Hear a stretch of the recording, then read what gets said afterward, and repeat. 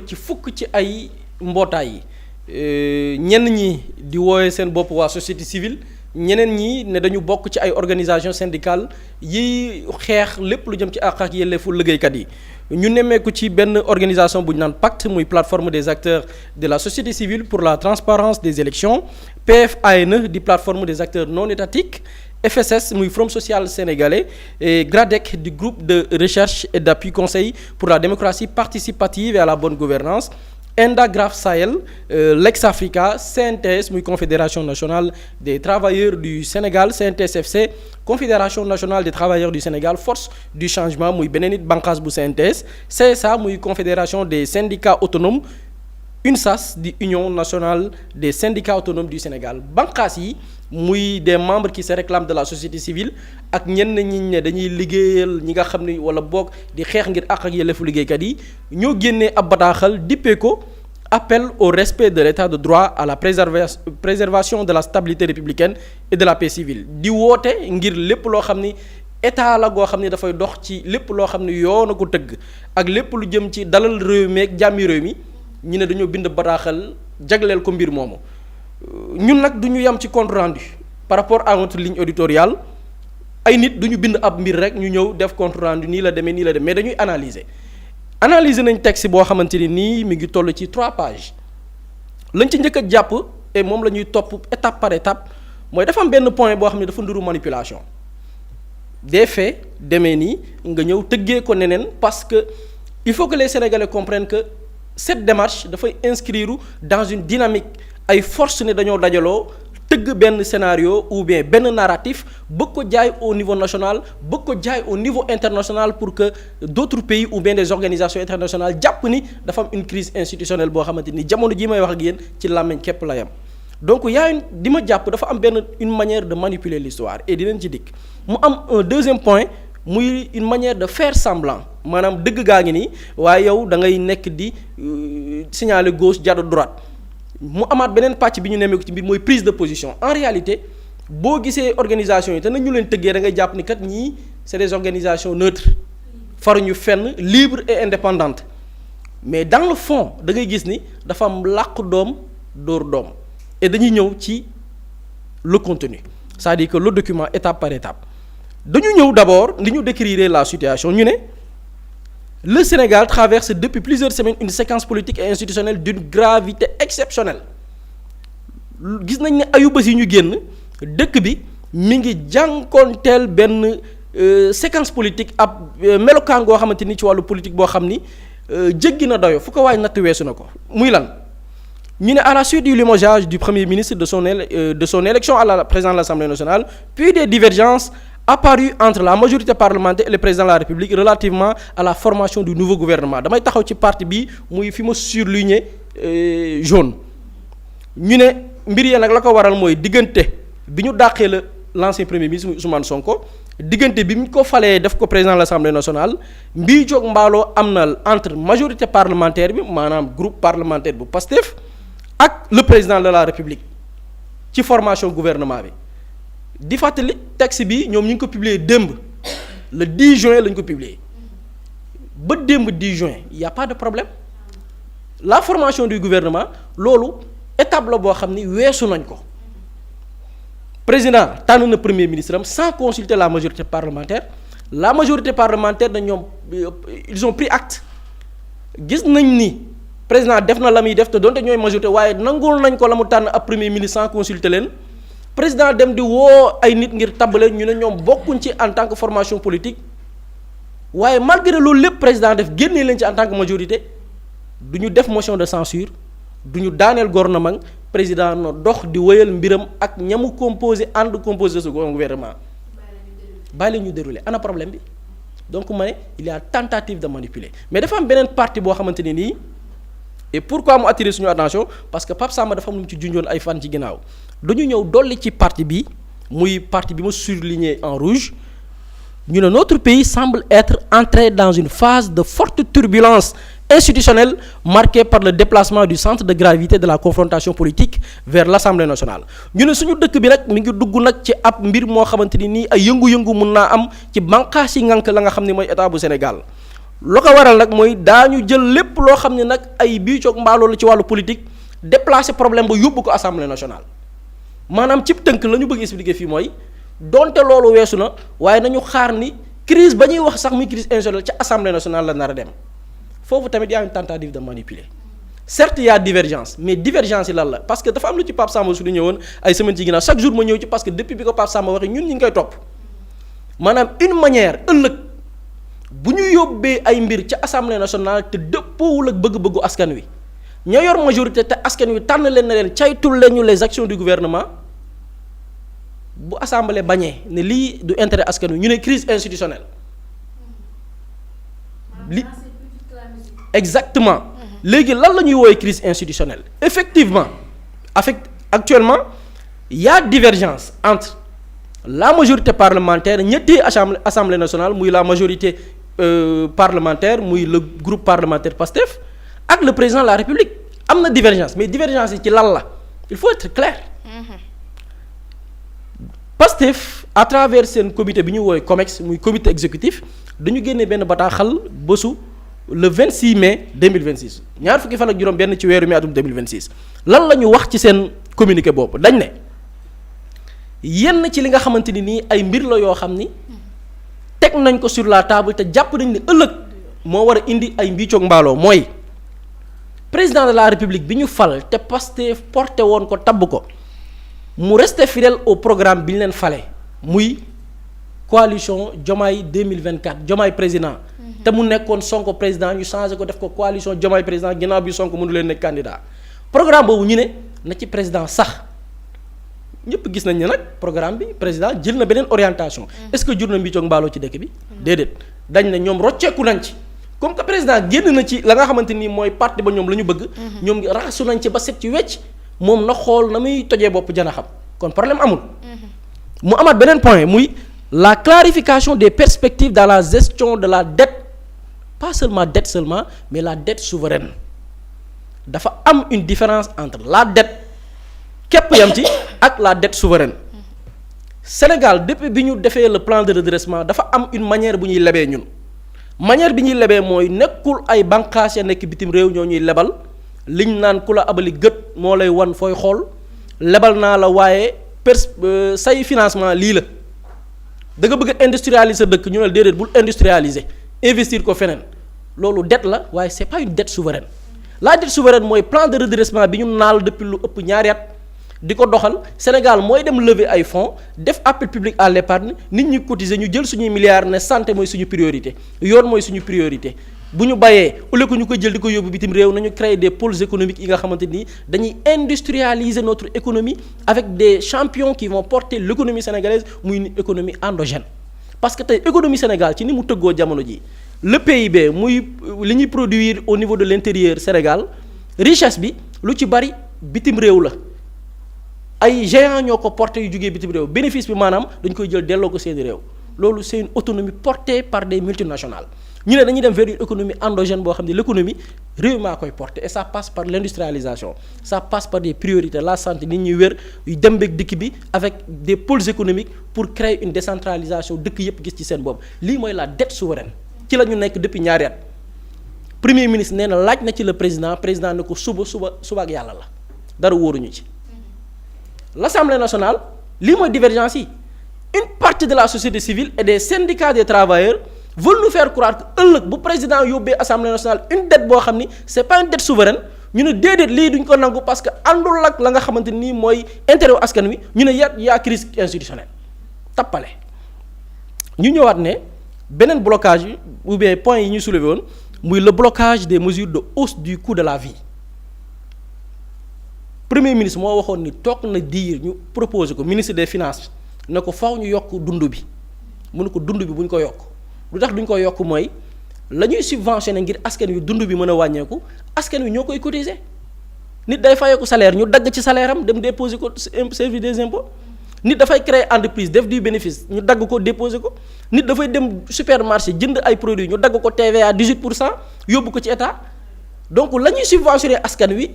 c'est pas l'État ou bien les gouvernants ñooy jël seen xaalis ñoom di subventionné askan wi la ñuy tekk ci askan wi la ñuy jël di ko delloo askan wi loolooy subvention kon buñ ko wàññi donc ba ñuy wax ak président dañ ko ne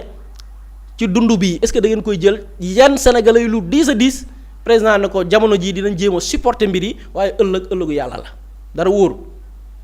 beneen point bi muy la poursuite des renégociations des contrats stratégiques bu ma ñëwee contrat stratégique damay joxe benn exemple yaakaar teraanga dañ ko renégocier Macky Sall jëloon ko jox ko Franck Timis un bandit un voyou international Franck Timis amul les capacités techniques maanaam amul xarala yi ngir seet pétrole ba naan da koy exploiter amul les capacités financières ñu jox ko Franck Timis di deal ci suñu gaz ak pétrole jël leen jox Cosmos jël ci lu bari jël yenn BP jël ko Sénégal am ci 10%. Ousmane Sonko bi mu nekkee dans l'opposition ne bis bu ñu faloo dinañ nanguwaat contrat yooyu noonu contrat boobu nangu nañ ko ci Cosmos wañaar seeni loxo ñu bàyyi dem seen yoon ñu jël ko immatriculé li nga xamante ni nii mooy bloc yooyu noonu ci turu Petrosen Sénégal moo ko moom à 100%. L'objectif mooy lan première phase bi on a besoin que de 1800 milliards 1800 milliards la ñu soxla pour que pétrole boobu noonu gis nga gaz boobu noonu avec li Sénégal renégocié ci West African Energy ñu jël ko jox ko Sénélec gaz bi dañ koy produire di ko togg di ko yóbbu ci centrale électrique yi di ko jox Sénélec courant wàññeeku ka doon fay fukki junni di fay 15000 francs entreprise yi courant moo leen sonal Sénégal dafay booster li nga xam ni mooy l'investissement parce que courant dafa yomb lii mooy la stratégie ñu laaj le président est-ce que dañuy maintenir renégociation bii muy Sénégal moom ko ak yeneen président bi ne yàllaa xam en tout cas am na ci sax yenn yoo xam ne mën naa dem justice te entreprise yoo xam ne dañu wañaar seen loxo ba ñu nangu ni effectivement nañ leen delloo seen yëf ëllëg ñu ne lii bu ñu ko yóbboo assemblée nationale ne dañuy dem jëli un major wala dafa benn investissement pour partage de ressources Sénégal daf ci am lu mu ciy dugal assemblée nationale bañ na lii du intérêt Sénégal ñu ne y a crise institutionnelle lii la ñu gars yi lii mooy les divergences yi nar a am ëllëg te il faut pas que ñu préparer l'opinion ni dañu bëgg a créer une crise institutionnelle mu amaat beneen mbir muy la lutte contre la corruption et le contrôle des fonds opaques guerre gi fi am ña ñu war a topp est-ce que dinañ leen topp contrôle des fonds opaques nag fonds yi lan la mooy caisse noire ba muy la ñuy sàqal président di ko jox muy des fonds communs ñeneen di ko tubbee fonds politique mais amul benn contrôle sax ñu tubbee ko caisse noire président dafa ne na ko Macky Sall yoree woon lay continuer di ko yor lii ci point de divergence yi la bokk. ëllëg bu assemblée par exemple ne dañuy voter benn loi pour que alal jooju ñuy jox président de la république ñu contrôler ko président bañ ñu ne yaa crise institutionnelle parce que dafa am ñii ñu ne alalu askan wi dañ ko war a leeral ñeneen ne déedéet kenn du ko leeral parce que secret la. mën naa yam fii donc lii la ay nit di préparer ne ëllëg bis bu amee yaa crise institutionnelle ba tax na ñoom waa société civile ci seen bataaxal lan la ñu wax ñu ne notre pays semble être entré dans une phase de forte turbulence institutionnelle marquée par le déplacement du centre de gravité de la confrontation politique vers l'Assemblée nationale maanaam ëllëg point yii yëpp bu ko président de la République yóbbee assemblée wala assemblée am une initiative parlementaire te président àndu ci ñu ne woy yaa crise dëkk baa ngi tàkk dañoo jël mbir mi déplacé ko ci politique yóbbu ko assemblée alors que ce n'est pas question politique ce n'est pas une question d'homme c'est une question des intérêts sénégalais et loolu dafa am lu ko régler dafa am lu régler lii maanaam mbiicoog mbaaloo diggante la présidence de la république ak l'assemblée nationale lii constitution moo ko régler constitution du Sénégal xam nga moo wax lan moo wax la séparation des pouvoirs le pouvoir exécutif le pouvoir législatif le pouvoir judiciaire ñetti banqaas yi ku ci nekk da nga yor nooy tojee sa bopp janax pour lépp nag ñu am benn lien en commun pour l'intérêt du pays constitution daf koy boo demee ci constitution article 59 moo ne lan mooy rôle assemblée nationale constitution bu Sénégal moo ko wax article 59 l'assemblée représentative de la République du Sénégal porte le nom d'assemblée nationale maanaam bu ñu jëlee la nga xam ne mooy intérêt askan wa assemblée nationale moo koy défendre ñu ne elle muy l'assemblée exerce le pouvoir législatif elle vote seule la loi contrôle l'action du gouvernement et évalue les politiques publiques rôle assemblée nationale du lenn lu dul pouvoir législatif bi maanaam di voter ay loi bu voter loi yi di contrôler l'action du gouvernement président ñi muy tànn premier ministre ak ministre yi ca toftalu la ñuy liggéey assemblée nationale boobu noonu di ko contrôler maanaam teg ci gët di ko càmbar ba pare di évaluer les politiques publiques lépp lu ñuy naal di ko jëmal ñu koy topp di questionner di convoquer ay ministres di def ay enquêtes parlementaires ñu ne lii mooy rôle assemblée. caméra de surveillance des membres de la société civile jóg ne lii ëllëg bis bu amee c'est la crise institutionnelle c'est-à-dire que vous prenez pour la violation de la constitution parce que constitution moo jox maqaama prérogative yi kañ lañ doon wax crise mooy assemblée nekk fa di guerre boppam mais quand il s'agit des intérêts des sénégalais loolu mooy le rôle de l'Assemblée nationale donc partie boobu moom laa wax ne mooy la partie une muy une tentative de manipuler mu amaat beneen partie muy beneen partie boo xamante nii dañu ñëw ne au regard des développements en cours ñu ñëwaat ñoom ci seen communiqué bi ñu génnee ne plusieurs interrogations juridiques majeures se trouvent aujourd'hui au cœur du débat national lii mooy lu leer naññ ñu teg ci ay projecteurs nga yor torche di nit te leer na lii leer na ñu ne parmi celles-ci figure notamment la question de la régularité juridique de la procédure ayant conduit à la réintégration du député Ousmane Sonko à l'Assemblée nationale ainsi que celle de la validation des actes subséquents susceptibles d'en dérouler notamment son élection à la présidence de l'institution parlementaire xam nga dama ñëw ci manipulation gis nga texte bi yépp xam nga lan la c'est contre Ousmane Sonko li ñu daan wàcc daanoo ci gën a gaaw fii mooy daano bi et des na beneen daano li wolof daan ku dëgg dal ci xal des na la beneen tëbin bii mooy tëbin bu njëkk bi des na beneen tëbin bii day wane ni wàcc daanoo ci gën a gaaw problème bi yépp xamala la réintégration de Ousmane Sonko à l'Assemblée nationale fii lan moo fi xew qu'est-ce qu'ils sont en train de faire loi dafa ñëw wax li mu leer nañ ñoom ñu ne dañuy jéem a lëndëmal lan la loi wax tey damay mettre dans la peau de Pape Samba bureau réintégration Ousmane Sonko du débat c'est-à-dire faux débat la pourquoi ñu ci mel ni ñun ñi di ci wax parce que ay nit ci lañ bëgg a jafandu pour créer une crise dans ce pays lu loi wax ñun du ñu wax suñu waxi bopp dañuy ñam constitution la ñuy wax constitution nañ dem ci constitution moo ne lan moo avec dañ taxaw d'abord ci le cas Ousmane Sonko Pape Samba dikk na ci lu bari yoon Ousmane Sonko dafa dem jiite liste gagné liste conseil constitutionnel proclamer les résultats ne député la mais moment bi mu nekkee député il était premier ministre mu am incompatibilité entre la fonction du premier ministre ak député parce que loolu constitution moo ko wax boo demee article 55 constitution moo ne la qualité de membre du gouvernement est incompatible avec un mandat parlementaire li nga xamante ne nii mooy nekk ci biir gouvernement moo xam premier ministre wala ministre loolu dëppoowul ak exercer li nga xamante ne nii mooy nekkum député mënul nekk et toute activité professionnelle publique ak beneen liggéey boo xam ne nit ki mi ngi koy def ci entreprise ci ay activités professionnelles publiques dans le public et dans le privé rémunéré ñu ko ciy fay sous réserve des dispositions prévues par l'article 56 sukkandiku nag ci yenn ci ay naal yoo xamante ni prévoir nañu ko ci article 56 moo nekk ci suuf lan la article 56 wax mu ne le député nommé membre du gouvernement ne peut siéger à l'Assemblée nationale pendant la durée de ses fonctions ministérielles xam nga gis nga texte loi français la noir sur blanc mën a lire am déggin xam la muy wax article 56 waxul ni le député ndawal réew mi ka ci tànn Assemblée nationale ñu nommé ko ci biir gouvernement bi dafay perdre mandat am constitution bi waxul loolu de constitution bi dafa ne peut siéger kooku mënul siéger à l'Assemblée nationale pendant la durée de ses fonctions ministérielles maanaam ka nekk député ñu nommé ko ci gouvernement bi perdul mandat am de kon waxul loolu mais dafa ne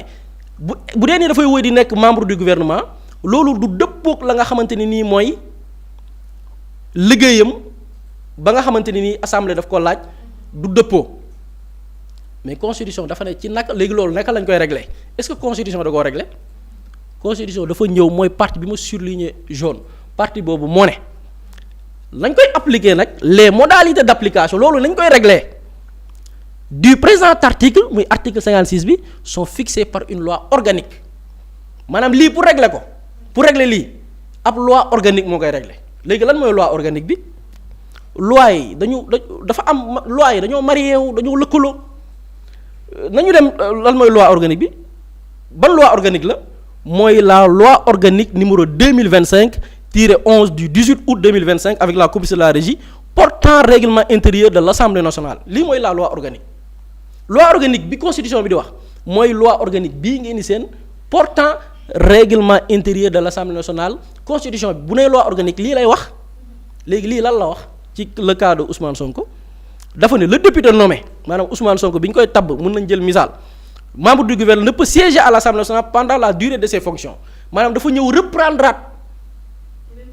waaw constitution dafa wax dara yem fa moom mu ñëw jël fa constitution ba tàmbalee wala foofu constitution ba daanelee la règlement ba ñëw jël fa moom fa la tàmbalee moom ne lii de la constitution wax ki ñu nommé gouvernement perdulul mandat am de mais du mën a siéger pendant moment bi mu nekk ministre biir assemblée nationale mu ne il est provisoirement c'est-à-dire que de manière provisoire maanaam nëgëndiku à son siège vacant par le suppléant de droit selon les modalités fixées par le code électoral bu ñu ko nommé moom ci boppam dafay suspendre de manière provisoire maanaam nëgëndiku keneen ka nekk mooy suppléant mooy bu ñuy voté ñu ne diw dépp tabb nañ ko ci liste nangam suppléant wa kañ def suppléant ba kañ toftal moo koy remplacer la kañ de manière provisoire maanaam période bi nit kooku di nekk ministre ñu ne la suppléance cesse au plus 1 mois après la fin des fonctions du membre du gouvernement concerné sauf en cas de renonciation écrite irrévocable moom ci boppam ki bàyyi mandat député am dem nekk membre du gouvernement bu amee ku ko suppléer ba ay liggéeyam ci biir gouvernement bi jeex moo xam dañ koo dàq moo xam dafa démissionné kaka remplacé woon may nañ ko diir ngir mu delloo ko palaasam ba mu fa bawoon waaye sauf bu fekkee ni bu dee ni kooku dafa renoncé woon nag ci mandat Ousmane Sonko dafa renoncé mandat am waaw ou non renoncé wul mandat am dafa suspendre woon mandat am de manière provisoire comme ni ko code règlement intérieur bi waxee woon ñu ne le député Ousmane Sonko entre parenthèses qui retrouve ainsi son siège est réintégré par le bureau de l'Assemblée nationale député bi ñëw jëlaat siège am ka koy installé di bureau Assemblée nationale lii tubaab la dafa leer lii un bon élève élémentaire bu yem primaire sans def ay haute étude en droit lii c'est noir sur blanc nit mënu ko interpeller à moins que nga bëgg a tappale donc le fait que la société civile ak ñenn membre de syndicat des travailleurs bëgg na y a problème par rapport ak la réintégration loi dafa wax mu leer naññ ñoom ñu sëgg dëgg bi bëgg dugg ci yeneen considération et yeneen considération yooyu mooy lan dama ne ku tëb dab ci xal olof danaan boo dëggee xal tànku neen boo defee tànku neen dëgg xal des na la beneen tëbin lii wane ne ni interprétation bi ñu def dara lalu ko ñu teg ko ci texte ñoo ko tay parce que ña fa nekk ñëpp jàng nañ man am na ci ñu ma fa identifier ñëpp ay haute étude la ñu def ñoo ma dàq lire ñoo ma gën a comprendre français ñoo ko tay mu am beneen point muy y a une démarche partisane làq doom dóor doom lii la ñu def seen biir texte parce que dañu ñëw ci partie bi mu surligné en rouge ñu ne dans un état de droit de telles questions sauraient être tranchées ni par les passions partisanes ni par le rapport de force politique encore moins par les pressions de la rue ou les surenchères verbales yi nga xamante ni mbiru droit la te ñoom xam nga la droit wax xam nga li naa ko mu leer ñoom ñu jël droit sànni fële ne waaw ñi ko def mooy le groupe parlementaire PASTEF ñoo ñu àndal militants sympathisants la ñu def passion moo ko jiital passion partisane ni par le rapport de force dañoo jaay doole pour installer parce que loolu lay juñu force politique encore moins par les pressions de la rue maanaam mbedd mi ñoo leen teg pression wala ñenn ñoo xamante ni nii ci waxi yaama neex la ñu nekk muy surenchère verbale fii ils ont essayé de charger un camp muy le groupe parlementaire Pastef ak seen i militants seen i sympathisants muy làq doom mu am nag bii mooy dóor doom ñoom ñu am nañu làq ñu ñëw nag muy partie bi ma surligné en vert à cet égard le recours introduit par une partie des groupes parlementaires de l'opposition peut utilement constituer une démarche de clarification institutionnelle ñëla ñoom ñooy def pression ñee ñooy nekk la pression ñee ñooy jaay li nga xamante ni nii mooy force politique ñee ñoo nekk ci les pressions de la rue ak naxaate surenchère verbale waaye opposition man ak ñoom la ñu def nag mooy démarche institutionnelle waaw léegi ñoom ñële ñooy doo kumba amul ndey ci opposition bi ñooy kumba am ndey ñii ñooy dippee xam nga ñun bu ñuy wax fii gaa yaakaar ne dañu nekk ci ay mbiru personnel lii mooy l'opposition wala boog la société civile sénégalaise